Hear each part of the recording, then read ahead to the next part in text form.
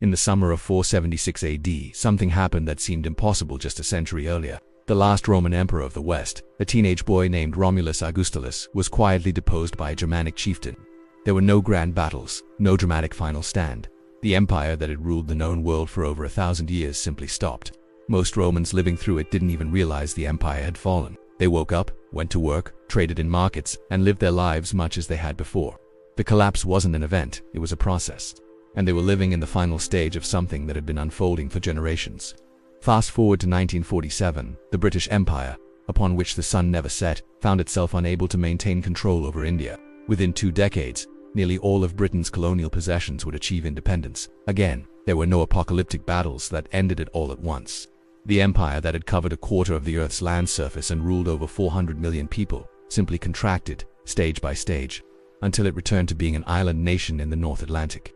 The process had been underway for much longer than most British citizens realized. Now, in December 2025, the United States stands at a crossroads, with a national debt approaching $38 trillion, political polarization reaching historic highs, and global competitors rising. Many historians and economists are asking an uncomfortable question. Are we witnessing the same pattern? Is America following the exact same trajectory that toppled Rome and dismantled the British Empire? Here's what makes this question so urgent.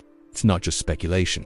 In 1976, a British military general and historian named Sir John Glubb published a short essay that would prove eerily prescient. Glubb had spent his career studying the rise and fall of empires, from the Assyrians in 859 BC to the British Empire in the 20th century. And what he discovered was shocking. Despite vast differences in technology, geography, culture, and religion, these empires all followed remarkably similar patterns. They all lasted roughly the same length of time, around 250 years, or about 10 generations. And they all passed through the same 7 stages: the age of pioneers, the age of conquests, the age of commerce, the age of affluence, the age of intellect, the age of intellect, the age of decadence, and finally, the age of decline and collapse. In this first part of our documentary series, we're going to examine the first 3 stages, the rise of empires. We'll see how poverty and hardship forged the pioneer spirit, how security leads to expansion and conquest, and how military dominance transitions into commercial prosperity. These are the stages where empires are built, where they grow strong, where they seem invincible. But as we'll discover, the seeds of future collapse are planted even in these early successful stages. Every empire begins with poverty, hardship, and a peculiar kind of hunger. This is the age of pioneers, and it looks nothing like what comes later. The people who build empires in this stage are, in Glubb's words, poor, hardy, often half-starved and ill. They abound in courage, energy, and initiative. They have nothing to lose and everything to gain. Comfort is not an option because comfort doesn't exist. Survival itself requires constant vigilance, hard work, and cooperation. The values of this stage are forged in necessity. Self-sacrifice, discipline, duty, courage. These aren't abstract virtues but daily requirements. Take Rome in its earliest days. According to legend, Rome was founded in 753 BC by Romulus, but the reality was far less glorious than the myth. Early Rome was a small settlement on 7 hills surrounded by more powerful neighbors. The early Romans were a mix of refugees, outcasts, and farmers trying to scrape out a living in central Italy. The famous story of the rape of the Sabine women, where early Romans abducted women from neighboring tribes because they had no wives of their own, captures the desperate, hardscrabble nature of early Rome. These were not sophisticated people, they were survivors. The Roman Republic that eventually emerged was defined by these early struggles. The Senate, the assemblies, the complex system of checks and balances. All of it emerged from a people who had learned through bitter experience that tyranny and weakness both led to destruction. What made Rome different from the many other Italian city-states of the time? It wasn't resources, it wasn't population, it wasn't even military innovation, not at first. What made Rome special was an almost fanatical commitment to discipline and to the collective good over individual interest. Roman soldiers in the early Republic earned almost nothing. They provided their own equipment, they fought for months or even years away from their farms and families. And yet they did it, year after year, because duty and honor demanded it. When you read the stories of early Roman heroes like Cincinnatus, who left his plow to lead Rome in battle and then voluntarily gave up power to return to his farm, you're seeing the values of the age of pioneers in action. Now jump forward almost 2,000 years to another group of pioneers. In 1607, just over 400 years ago, a group of English settlers established Jamestown in Virginia. Of the 104 original settlers, only 38 survived the first year. They died of disease, starvation, and conflict with the local Powhatan people. The survivors practiced cannibalism to stay alive during the starving time of 1609 to 1610. These were not heroic figures setting out to build an empire. They were desperate people trying not to die. And yet from this tiny, struggling foothold, A global superpower would eventually emerge. The early American colonies embodied everything Glubb described about the pioneer stage. Life was brutally hard. The Pilgrims who landed at Plymouth Rock in 1620 lost half their number to disease and starvation in the first winter. Those who survived did so through a combination of native assistance, brutal discipline, and sheer stubborn endurance. Governor William Bradford's account of the early Plymouth colony describes a group of people who worked from dawn to dusk, shared resources communally at first, and maintained strict moral and religious codes because deviation from the group meant death. This wasn't philosophical, it was practical. What's crucial to understand about the pioneer stage is that the hardship creates a specific psychological profile. Psychologists call this an external locus of control. People in the pioneer stage know that their fate depends on factors outside themselves: nature, enemies, chance. This creates humility. It creates cooperation. It creates a willingness to sacrifice personal comfort for collective security. In Rome, this manifested in the absolute authority of military commanders during wartime and the Roman principle that the safety of the republic was the highest law.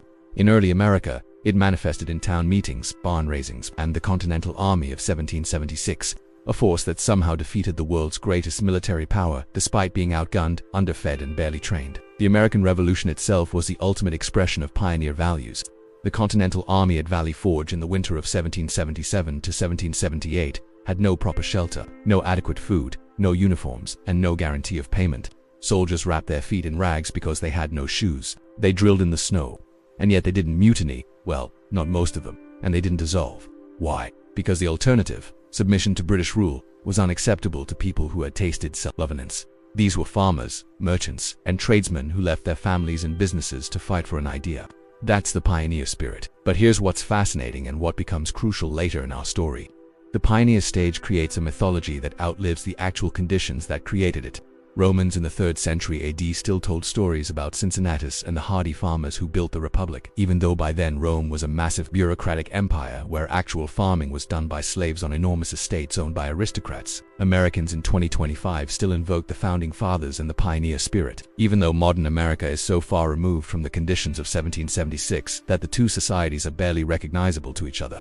This mythologizing becomes both a strength and a weakness as empires age. The mythology reminds people of the values that built their civilization, but it also obscures the reality that those values have long since been abandoned. What ends the age of pioneers? Success as the pioneer society begins to secure its territory, defeat its local rivals, and achieve a measure of stability and prosperity. Something shifts. The grinding necessity that forged discipline and unity starts to ease. Children grow up who didn't experience the founding struggles firsthand. The stories become just stories, not lived experiences. And the society begins to transition into the second stage, the age of conquests. The pioneer stage typically lasts 1 or 2 generations, about 25 to 50 years. For Rome, it was the period from the founding of the Republic in 509 BC to around 390 BC, when Rome began its serious expansion beyond Latium. For the United States, it was from 1607, or 1620, or 1776, depending on how you count, to roughly 1800 to 1825, when American expansion really accelerated. But the impact of the pioneer stage lasts far longer. The institutions created in this period, whether the Roman Senate and the legion system or the American Constitution and federal structure, tend to be remarkably durable. They were forged under pressure and built to last. One more crucial point about the pioneer stage.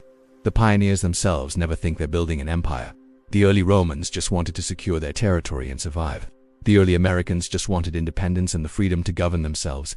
Empire is what happens later, almost accidentally, as the successful pioneer society discovers that it's now strong enough to expand. This is important because it means empires aren't usually built by people seeking power and glory. They're built by people seeking security, who discover that the only way to be truly secure is to dominate their neighbors. This dynamic, the search for security leading to expansion leading to empire, is what drives the transition to stage 2, the age of conquests. Once a society has achieved stability and strength at home, an almost inevitable logic takes over.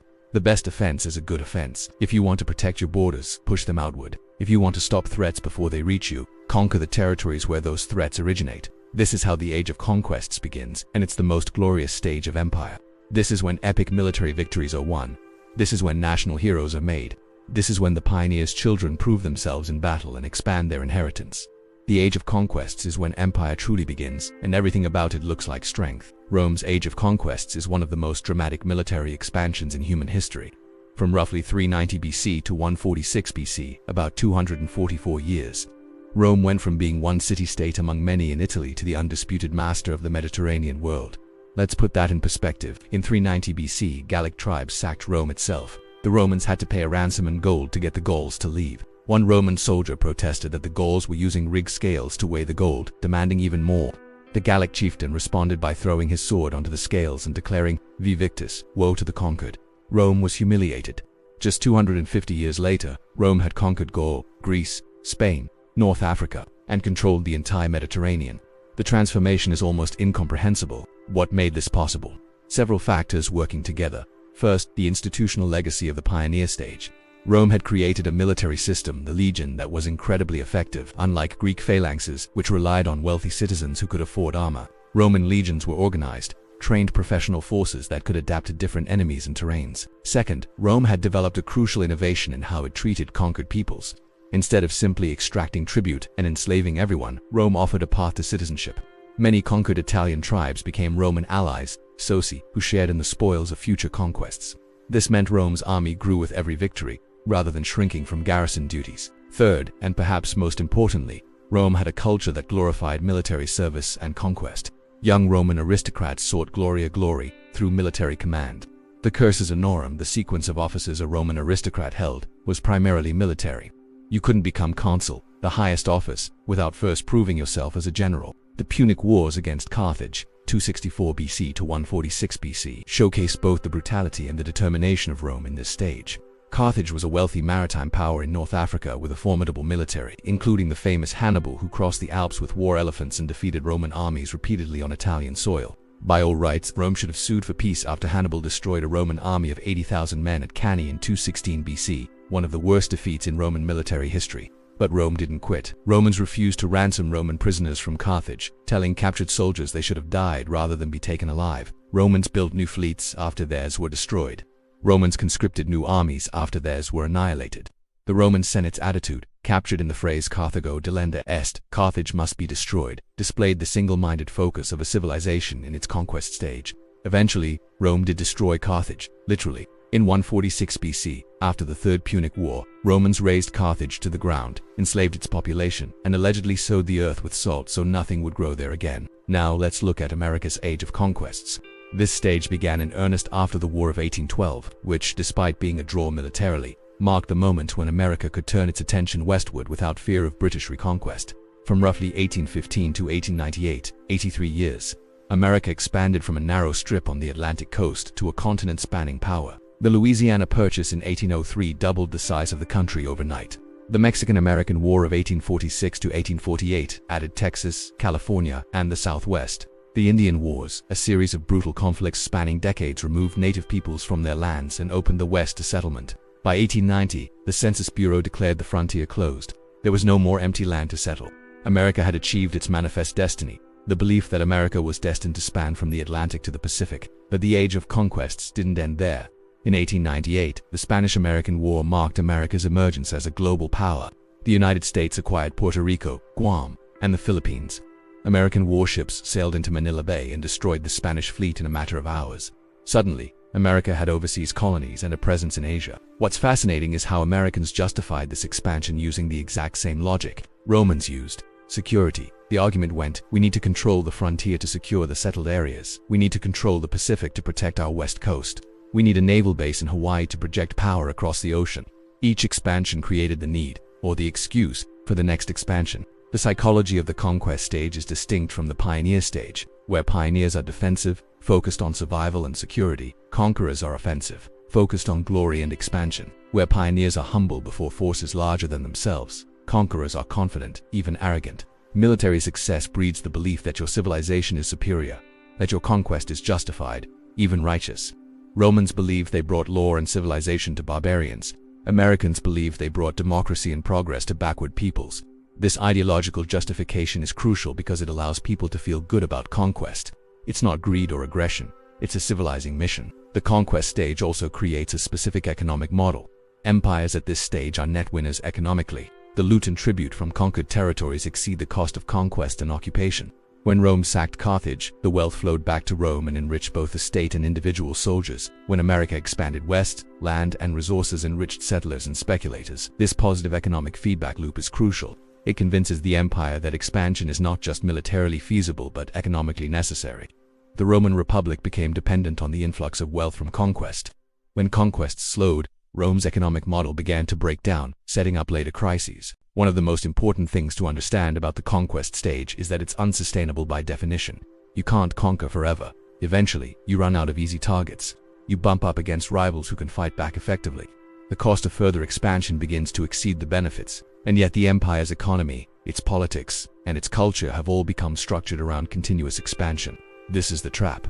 The very success of the conquest stage creates conditions that make the next stage, the age of commerce, both necessary and inevitable. You can't conquer anymore, so you have to trade. You have to transition from taking wealth to creating it. For Rome, this transition happened roughly between 146 BC, when Rome destroyed Carthage and conquered Greece, and the establishment of the Roman Empire under Augustus in 27 BC. Rome had conquered everything within reach. Further expansion was possible. Augustus would later conquer parts of Germany and Britain, but it was no longer the main focus. Rome had to figure out how to govern and profit from what it had already taken. For America, this transition happened between 1898 and 1945. The conquest of the frontier was complete. The Spanish-American War had given America an empire. But World War I and World War II marked a shift. America wasn't conquering for territory anymore. It was fighting to preserve a global order that benefited American commerce. The age of commerce had begun. In the age of commerce, the empire's focus shifts from expansion through conquest to expansion through trade. Military power doesn't disappear. It remains essential for protecting trade routes and enforcing contracts. But it's no longer the primary driver of growth. Instead, businessmen, merchants, and traders become the most important figures in society. Wealth flows not from plunder but from commerce, manufacturing, and finance. This stage is enormously productive and often sees the highest levels of prosperity the empire will ever achieve. It's also the stage where the first subtle signs of decay begin to appear, though they're masked by the overwhelming success of the commercial economy. Rome entered its age of commerce during the Pax Romana, the Roman peace, which lasted roughly from 27 BC under Augustus to 180 AD under Marcus Aurelius. For 200 years, the Mediterranean world experienced unprecedented stability, security, and prosperity. Roman roads connected every province. Roman law governed commerce across 3 continents. A common currency, Roman coinage, facilitated trade from Britain to Egypt. You could ship grain from Egypt, wine from Gaul, olive oil from Spain, and silk from China along protected trade routes without fear of piracy or banditry. The result was an economic boom. Cities grew, the middle class expanded, living standards rose. This was the Rome of aqueducts, amphitheaters, public baths, and architectural marvels like the Pantheon. But something important was changing in Roman society. The values that had built Rome, the pioneer and conqueror values of sacrifice, discipline, and military service, were eroding among the upper classes. Wealthy Romans increasingly viewed military service as something for the lower classes or for barbarian auxiliaries. The Roman elite focused on managing their estates, engaging in commerce, and enjoying urban pleasures. The old aristocratic contempt for trade, Cato the Elder had declared that while moneylending was profitable, it was dishonorable, vanished. Senators and equestrians made fortunes in commerce, tax farming, and real estate speculation. This wasn't necessarily bad. The Roman economy flourished, but it represented a fundamental shift in values from a warrior culture to a merchant culture. The city of Rome itself became a massive consumer economy rather than a productive one. By the 2nd century AD, Rome had a population approaching 1 million people, making it one of the largest cities in the ancient world. But Rome produced almost nothing. It was a parasite on the empire, importing grain from Egypt, olive oil from Spain, wine from Gaul, and luxury goods from across the known world. The Roman mob, the urban poor, was kept pacified with panem et circenses, bread and circuses, free grain distributions, and lavish public entertainments. Meanwhile, actual production was happening in the provinces, often on enormous estates called latifundia worked by slaves. This economic structure was profitable in the short term but fragile. It depended on maintaining control of the provinces and the trade routes connecting them to Rome. Now let's look at America's age of commerce. This stage really took off after World War II. From roughly 1945 to 2000, America emerged from World War II as the world's dominant economic power. Europe and Japan were in ruins. The Soviet Union was economically weak despite its military power. America had the world's largest manufacturing base, the most productive agriculture, the strongest currency, and the most powerful military to protect its interests. The Bretton Woods system established the dollar as the world's reserve currency, meaning international trade was conducted in dollars. This gave America enormous economic advantages. The result was the greatest sustained economic expansion in American history. The middle class exploded in size. Home ownership became nearly universal. Consumer goods that had been luxuries became commonplace. Television sets, automobiles, household appliances. These things went from rare to ubiquitous in a single generation. American culture during this period celebrated business success. The CEO replaced the general as the archetypal American hero. Books like The Power of Positive Thinking and How to Win Friends and Influence People topped bestseller lists. The American dream was redefined from conquering the frontier to achieving material success through business. But just like in Rome, the age of commerce in America created new vulnerabilities. American manufacturing began moving offshore in search of lower costs. The family farm gave way to agribusiness. Small businesses were replaced by chains and franchises. Local control gave way to national and eventually global corporations. And most importantly, the American economy became increasingly financialized in 1950. The financial sector represented about 2.5% of GDP. By 2000, it was approaching 8%. Making money from money became more lucrative than making actual goods. This is a pattern we see repeatedly in empires during the commercial stage. As the real economy matures and growth slows, wealth increasingly flows to those who control finance rather than those who produce goods and services. The psychology of the commerce stage is focused on stability and predictability. Warriors value glory and honor. Merchants value contracts and property rights. This creates pressure for stronger legal systems and more sophisticated governance. Rome's legal code, developed primarily during the Pax Romana, was one of the great achievements of Western civilization and still influences legal systems today. American constitutional law and the complex regulatory state were developed primarily during America's commercial age. These are genuine achievements. The rule of law is better than the rule of might, but the focus on law and contracts also makes societies more rigid and less able to adapt to new challenges. What's crucial to understand is that the age of commerce, while prosperous, begins to change the fundamental character of the society. The hardship that forged discipline in the pioneer stage is gone. The external threat that demanded sacrifice in the conquest stage is defeated. People born in the commercial age have only known peace and prosperity. They take it for granted. They assume it will continue indefinitely.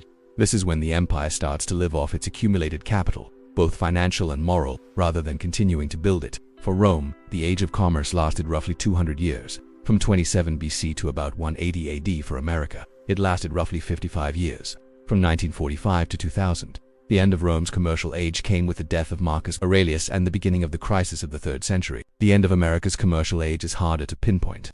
Some would say it ended with the dot-com crash in 2000. Others point to the financial crisis of 2008. But most historians agree that by the early 2000s, America had entered the next stage, the age of affluence, where the focus shifts from creating wealth to consuming it. The age of affluence is the sweetest stage of empire, and the most dangerous. This is when wealth accumulated in previous stages becomes so abundant that what was once luxury becomes commonplace. The empire is rich beyond the dreams of its founders. Living standards are high, infrastructure is magnificent, arts and culture flourish.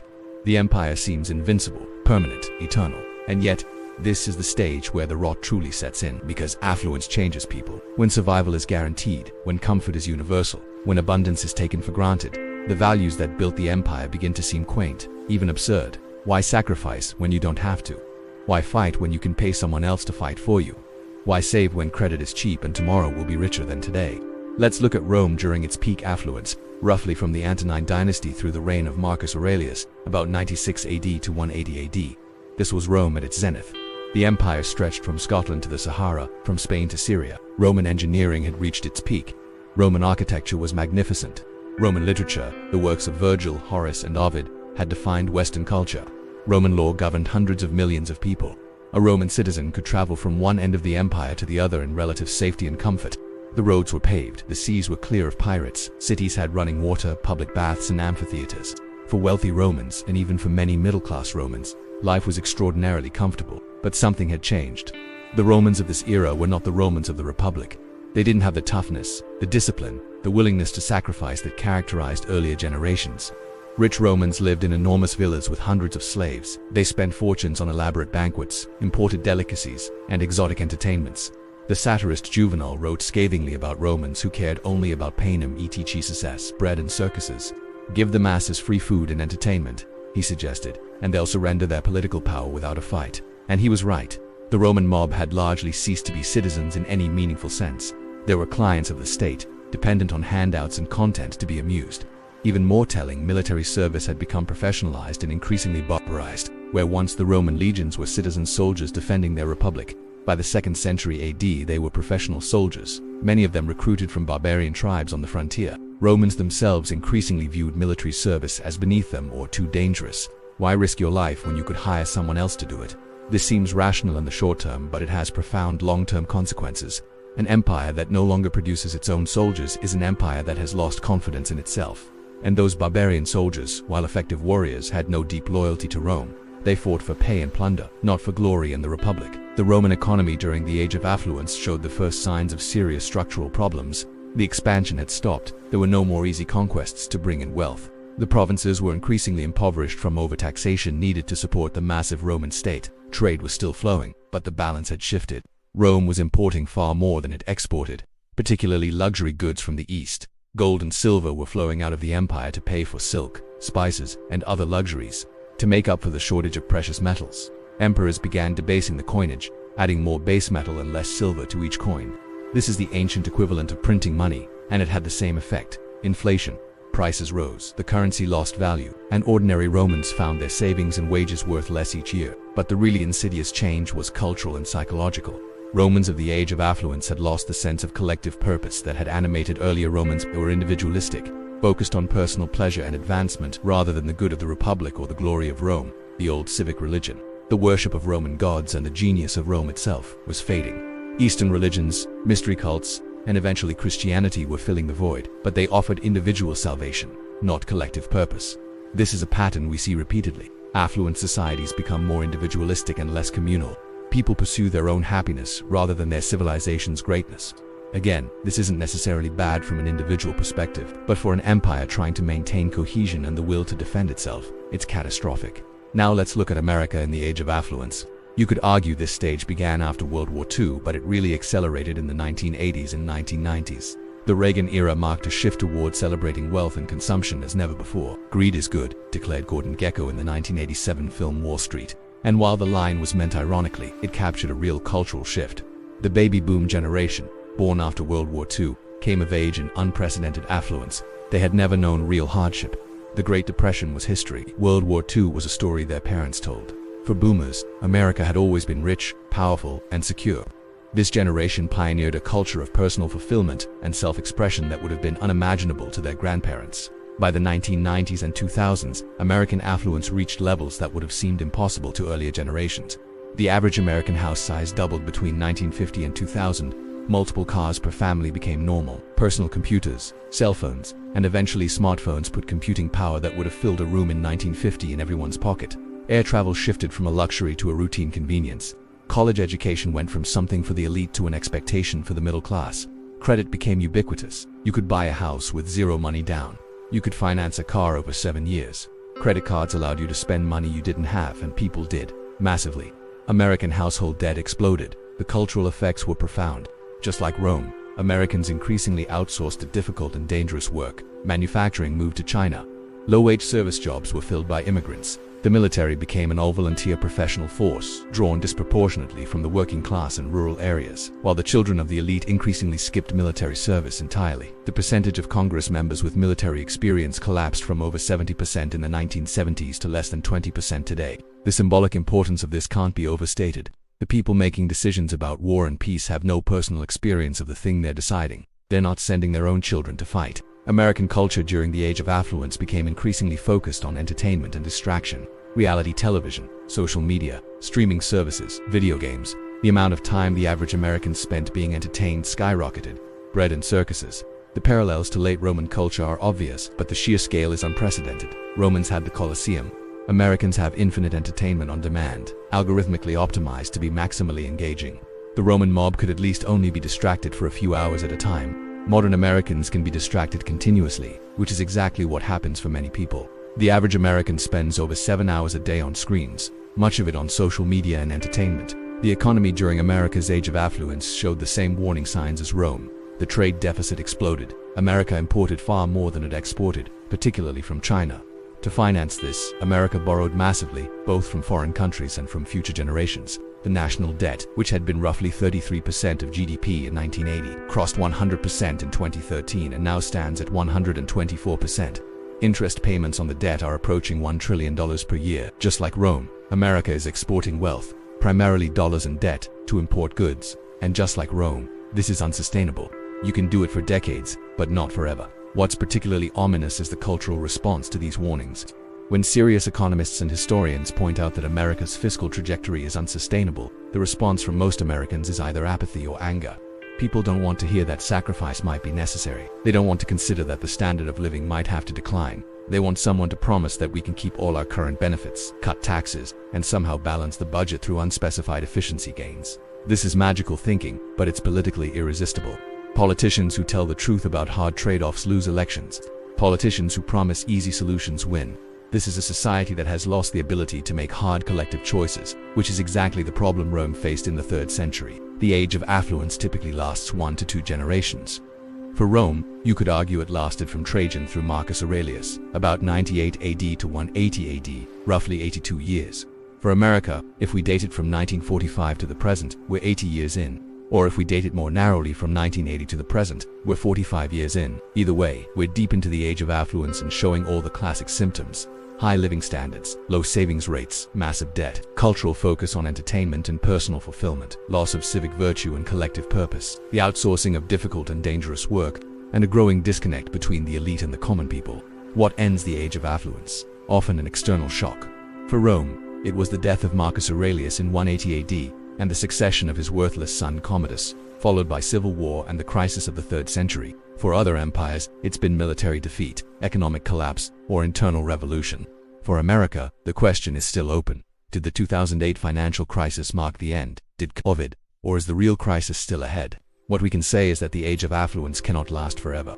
The math doesn't work. The accumulated capital, both financial and moral, is being consumed. And eventually, you run out of other people's money and other people's goodwill. When that happens, the empire enters stage 5, the age of intellect, where everyone knows something is wrong but nobody can agree on what to do about it. The age of intellect is perhaps the most paradoxical stage of empire.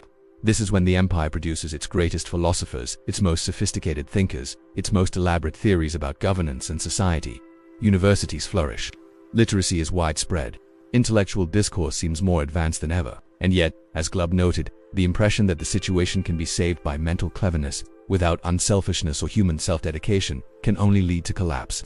This is the age when everyone talks about problems but nobody wants to make the sacrifices necessary to solve them. It's the age of analysis paralysis, where sophisticated arguments are deployed primarily to avoid taking action.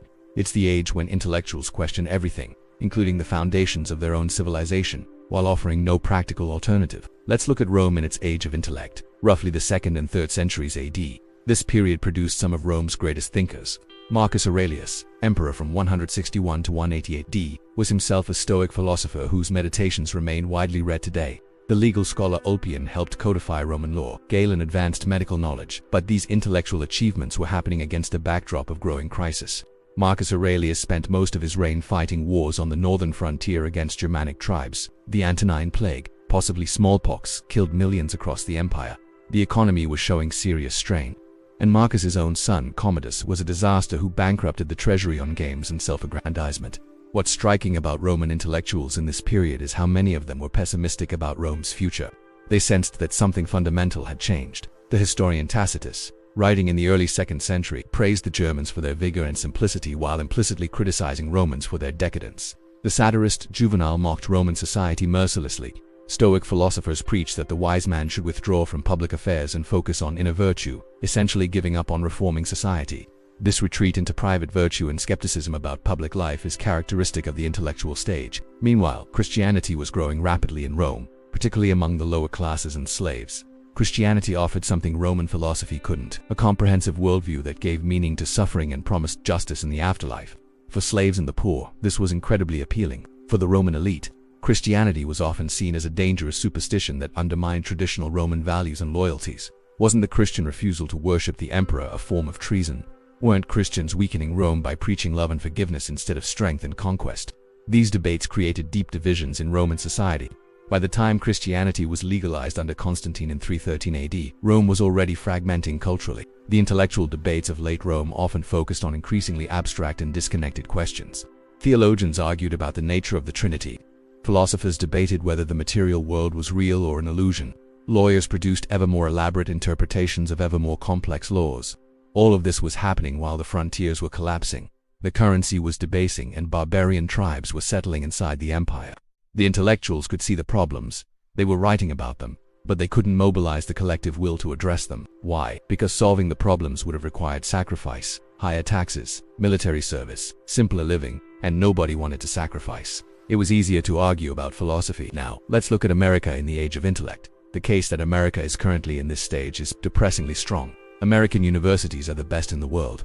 America produces more PhDs, more research papers, more Nobel Prize winners than any other country. American intellectual life has never been more sophisticated. We have think tanks studying every conceivable policy question. We have experts on everything. We have data and models and simulations for every problem. And yet, we seem utterly unable to address our most fundamental challenges. Take the federal debt. Every serious economist, left or right, agrees that the current trajectory is unsustainable. The Congressional Budget Office has produced detailed reports showing that without major policy changes, the debt-to-GDP ratio will exceed 500% by the end of the century. The solution is conceptually simple. You need some combination of spending cuts and tax increases, but politically it's impossible. Conservatives won't accept tax increases. Liberals won't accept spending cuts to entitlements. The result is paralysis. We keep producing reports and studies and debates while the debt grows by over $1 trillion per year. Or take climate change. Whatever your views on the science, the intellectual debate has raged for decades. There are thousands of studies, countless reports, international conferences, and elaborate policy proposals. The Paris Agreement, the Green New Deal, carbon taxes, cap and trade, and yet global emissions keep rising. America's emissions have declined slightly, but mostly because manufacturing moved to China, whose emissions have skyrocketed. The intellectual effort expended on climate change is enormous. The actual progress is minimal. Why? Because meaningful action would require sacrifice, higher energy costs, changes in lifestyle, massive investment in new infrastructure, and nobody wants to sacrifice. It's easier to attend another conference. Or take political polarization. America is more divided than at any time since the Civil War. Trust in institutions is collapsing. Political violence is increasing. The January 6th Capitol riot shocked the world. And again, there's no shortage of analysis. Political scientists have identified the causes. Media fragmentation, social media echo chambers, gerrymandering, campaign finance, income inequality, the decline of local news, the list goes on. And yet polarization keeps getting worse. Why? Because solving it would require things nobody wants to do. Turn off your phone. Talk to people who disagree with you. Compromise on your core principles. Make political adversaries human again. These things are hard. Arguing about political science is easy. What's particularly characteristic of the intellectual stage is the rise of what we might call sophisticated nihilism. This is the view that since all problems are complex, all solutions are suspect, all values are relative, and all narratives are just stories, the only intellectually defensible position is skepticism and critique. You see this everywhere in modern American intellectual life. In universities where theory has become more important than practice, in media where fact-checking and debunking are valued more than actual reporting, in politics where attack ads outnumber positive messages 10 to 1, the sophistication is real, the cleverness is real, but the effect is corrosive.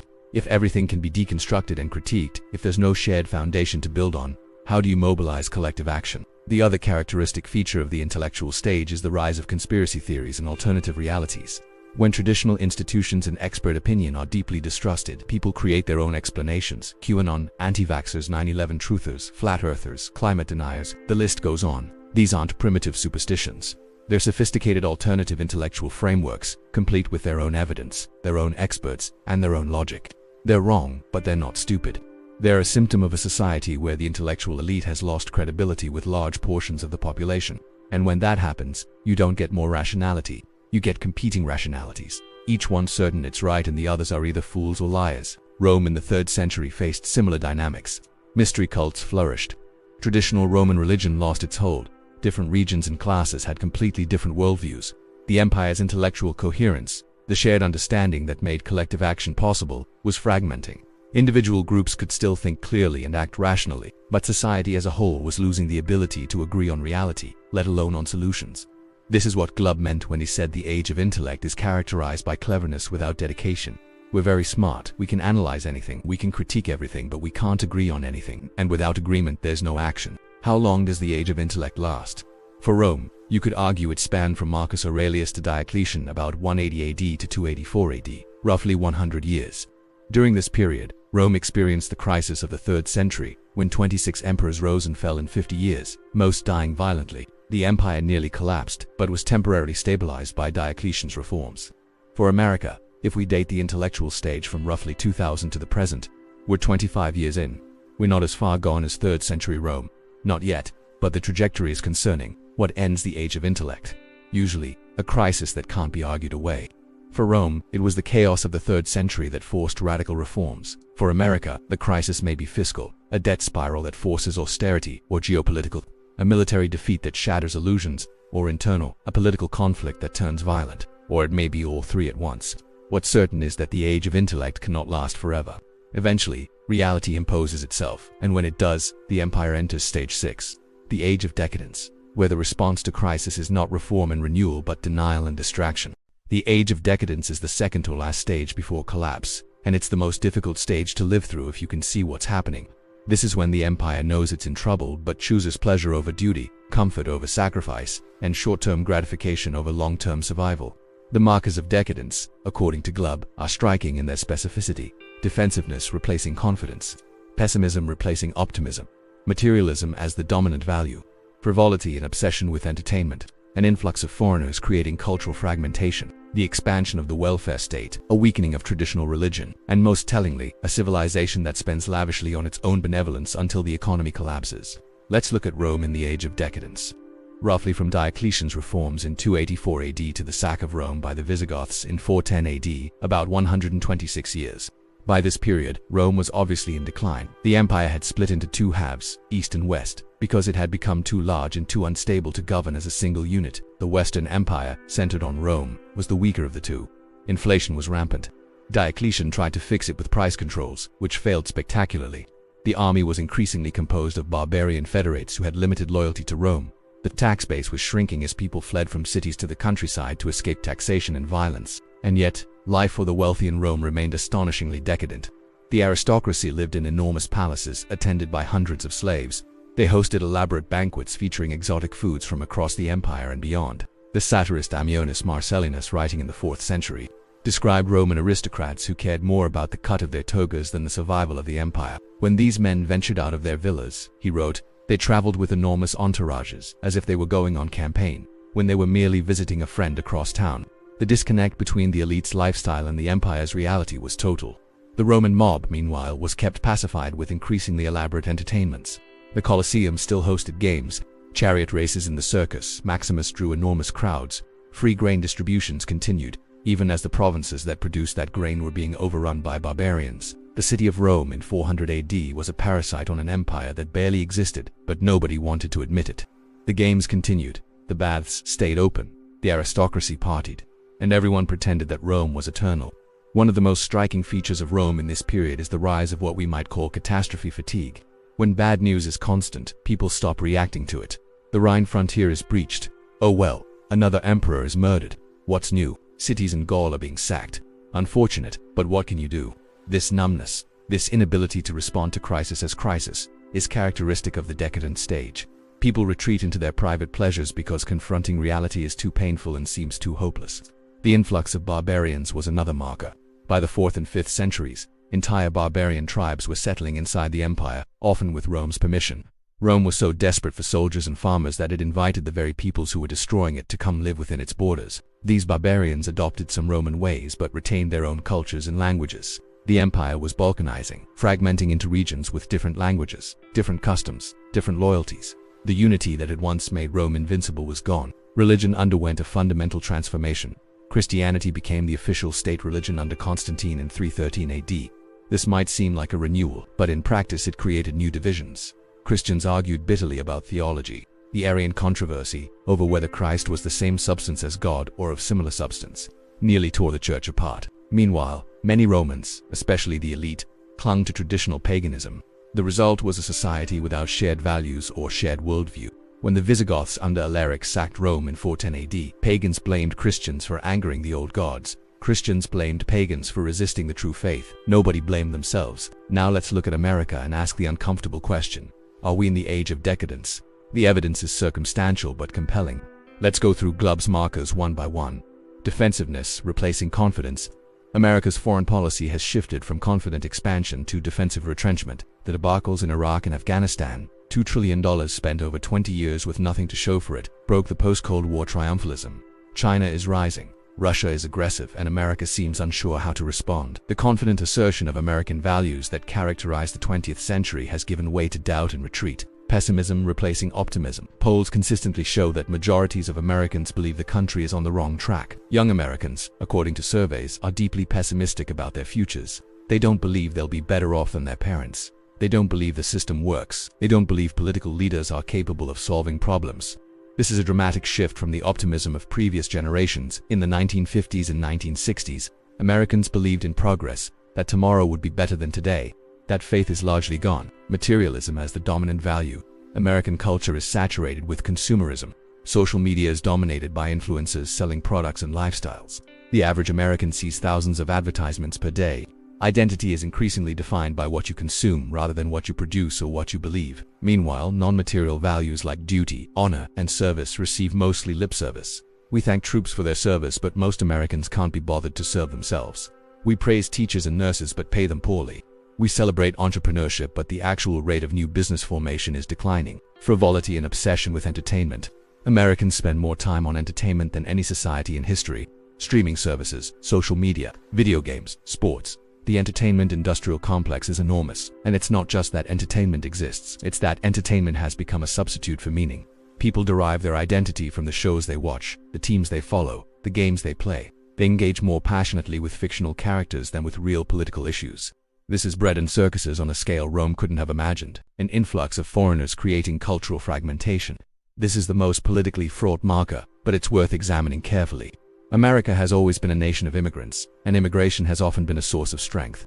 But Glubb's point isn't that immigration is bad. His point is that when immigration occurs faster than assimilation can keep pace, it fragments the cultural unity that makes collective action possible. The data on this is mixed. On one hand, immigrants continue to assimilate and embrace American values. On the other hand, debates about immigration have become so toxic that they poison all other political discussions. And in some communities, particularly along the southern border, the sheer scale of migration is creating genuine strain. The question isn't whether immigration is good or bad. The question is whether America retains the cultural confidence to assimilate newcomers. The rise of identity politics and multiculturalism suggests that confidence is weakening. The expansion of the welfare state. Federal spending as a percentage of GDP has grown dramatically. Social Security, Medicare and Medicaid now consume almost half of federal spending. Disability rolls have exploded. The percentage of Americans receiving some form of means-tested government assistance is at historic highs. And these programs are politically untouchable. Any politician who suggests reform is accused of wanting grandma to eat cat food or children to starve. Meanwhile, these programs are running massive deficits. The Social Security Trust Fund will be exhausted within a decade. Medicare is in even worse shape. But instead of reform, we kick the can down the road. This is exactly what Glubb described. The empire spends lavishly on its own benevolence until the economy collapses. A weakening of traditional religion. This is one of the clearest markers. Religious affiliation and attendance have collapsed in America over the past few decades. The percentage of Americans who identify as Christian has dropped from 90% in the 1970s to about 63% today. The percentage with no religious affiliation has risen from 5% to about 30%. For younger generations, the numbers are even more dramatic. Among Americans under 30, 40% have no religious affiliation. This isn't just about Christianity. It's about the loss of shared transcendent values. When religion weakens, what fills the void? Often, nothing coherent. People create their own spirituality, follow their own truth, do what feels right. This makes personal sense but creates social chaos because there's no shared foundation for moral claims. The psychological profile of decadence is distinct. People in decadent societies know something is wrong, but they lack the will to do anything about it. They're simultaneously anxious and apathetic. They doom-scroll through bad news but don't act. They complain constantly but don't sacrifice. They demand change but vote for the status quo.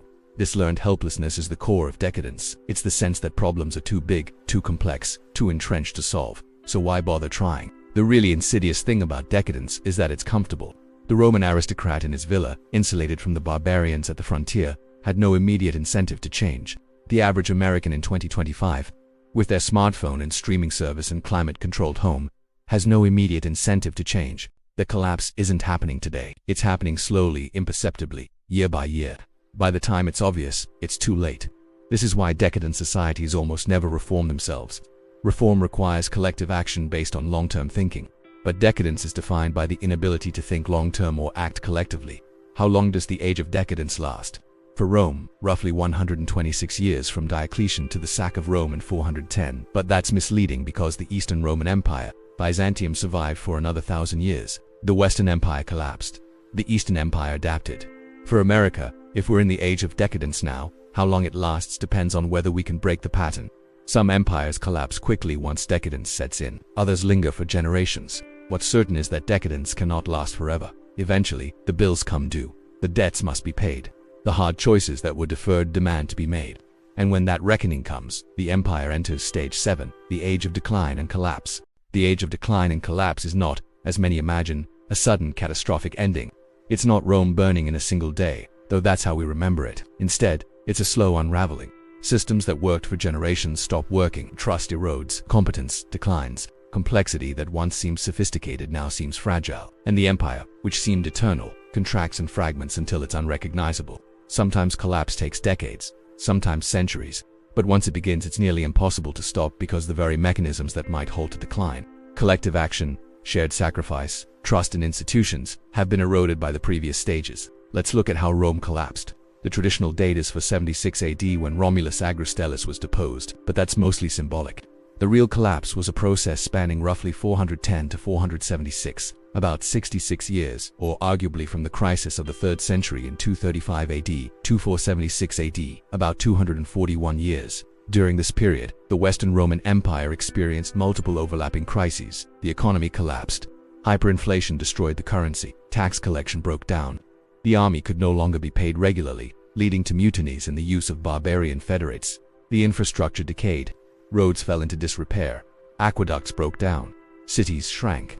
Trade routes were cut by bandits and barbarians. Politically, the empire fragmented. Provinces declared independence. Rival emperors rose and fell.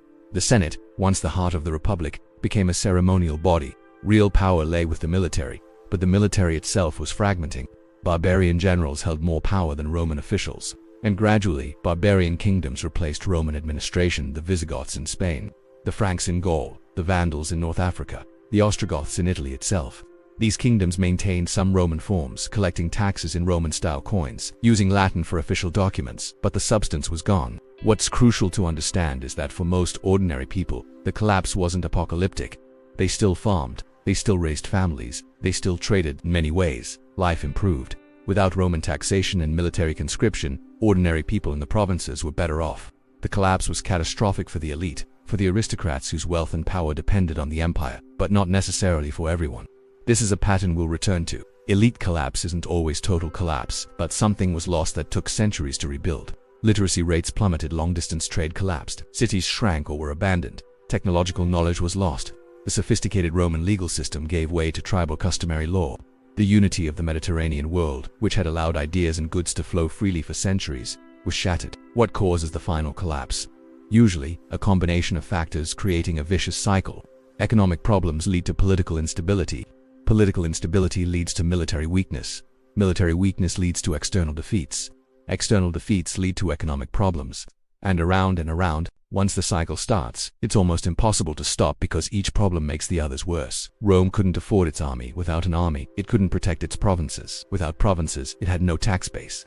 Without taxes, it couldn't afford an army. The only way to break the cycle would have been massive reform, which would have required sacrifice and unity. But by that point, the age of decadence had made both impossible. Now let's look at potential collapse scenarios for America. And let's be clear, we're engaging in speculative analysis, not prediction. Collapse is not inevitable. Patterns can be broken.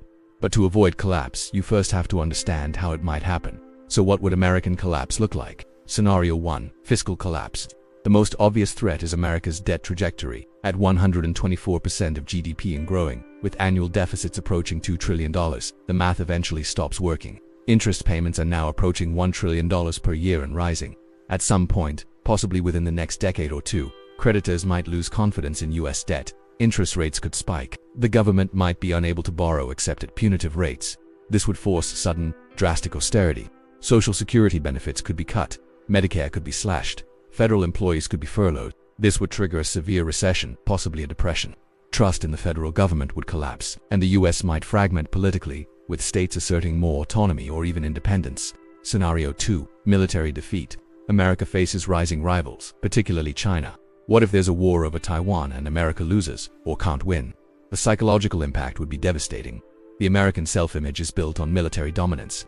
A clear defeat would shatter that. Allied countries would reassess their relationships with America. The dollar's status as reserve currency would be questioned. And domestically, there would be a political earthquake. The humiliation of defeat, combined with the economic costs, could trigger internal conflict. This scenario has precedent. Britain's loss of the Suez Canal in 1956 marked the end of Britain as a great power, though the empire had been declining for decades. One clear defeat crystallized the decline. Scenario 3. Internal fragmentation. America is more politically polarized than at any time since the Civil War. What if that polarization escalates? What if states begin ignoring federal law? What if political violence becomes routine? What if trust in elections disappears? You could see a soft balkanization where America remains nominally united but functionally fragmented. Red states and blue states operate under effectively different legal systems. Federal authority is ignored in regions where it conflicts with local politics. Interstate cooperation breaks down. This wouldn't be collapse in the traditional sense. It would be a slow dissolution of unity. Scenario 4. Currency collapse. The dollar's role as the global reserve currency gives America enormous advantages.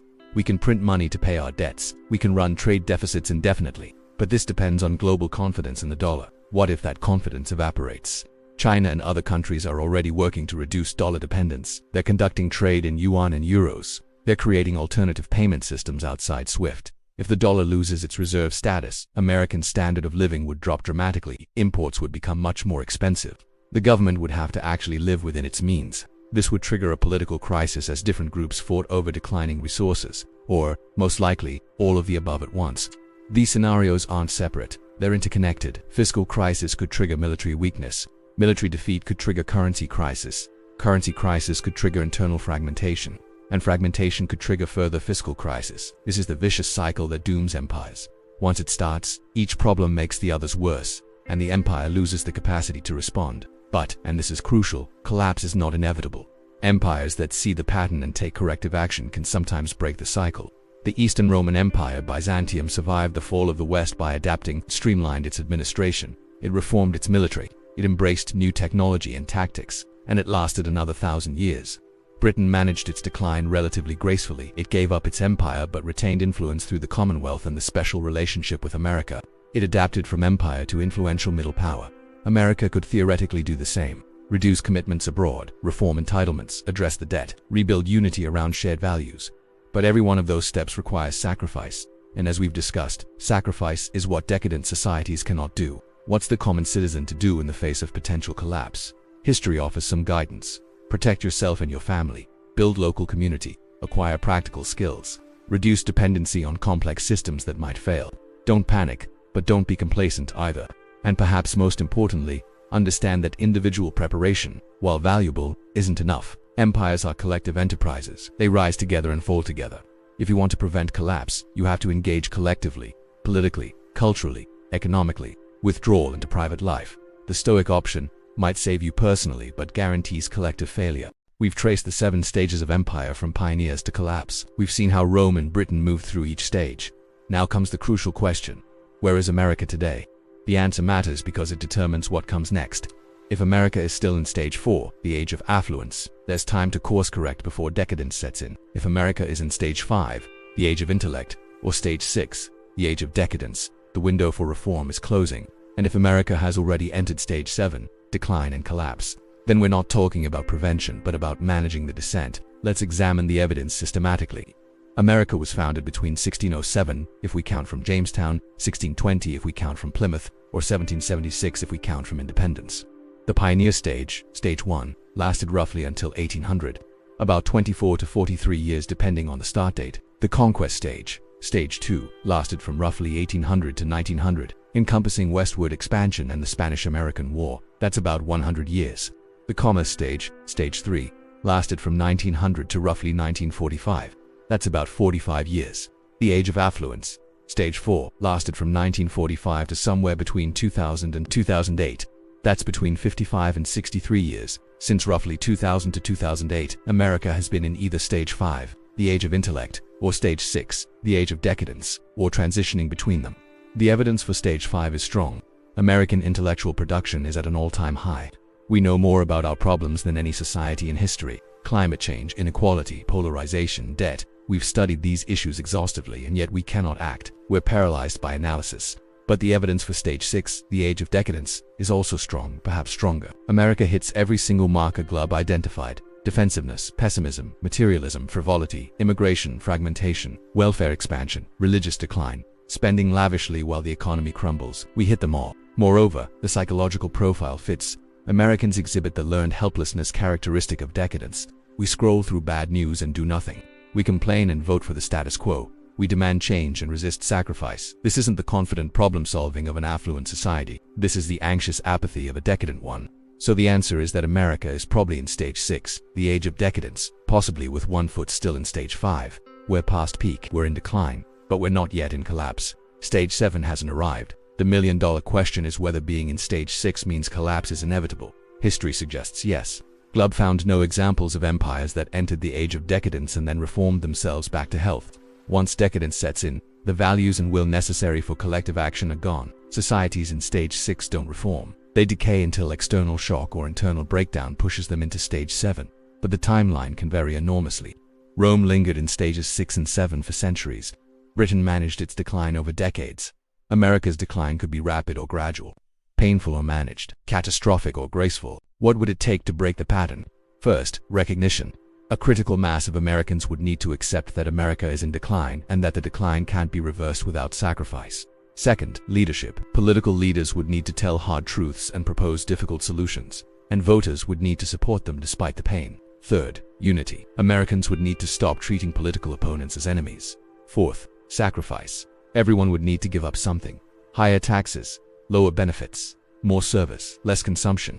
None of this seems remotely plausible in current America, but it's the only way out. We've journeyed through 2,500 years of history. We've watched Rome rise from a village to rule the world and then collapse into fragments. We've watched Britain conquer a quarter of the earth and then peacefully retreat. And we've examined America's trajectory through the 7 stages of empire. The pattern is clear. The parallels are disturbing. The evidence that America is in stage 5 or 6 is overwhelming. But patterns are not destiny. History shows us what usually happens, not what must happen. Every empire that fell thought collapse was impossible until it happened. Maybe America will be the exception. Maybe we'll find leaders with courage. Maybe we'll rediscover civic virtue. Maybe we'll choose sacrifice over comfort. It's a long shot, but it's the only shot we have. The real question facing each of us is this: what role will you play in this historical moment? Will you be one of the decadent, consuming while the empire burns? Will you be one of the intellectuals, analyzing but not acting? Or will you be one of the few who sees clearly and works to delay the collapse or ease the transition? History will judge our generation by how we respond. Future generations will ask why we didn't act when we could see the crisis coming. What answer will we give them? The 7-stage pattern isn't a prophecy, it's a warning. Rome ignored it. Britain ignored it. Will America ignore it too? Or will we finally learn that empires don't end when they're conquered by enemies? They end when they conquer themselves, when comfort destroys discipline, when the grandchildren of pioneers can't imagine life without abundance, and so do nothing to preserve it. We stand at the crossroads, stage 6, possibly transitioning to stage 7. The hour is late. The challenges are immense. But giving up guarantees failure, while trying at least offers a chance.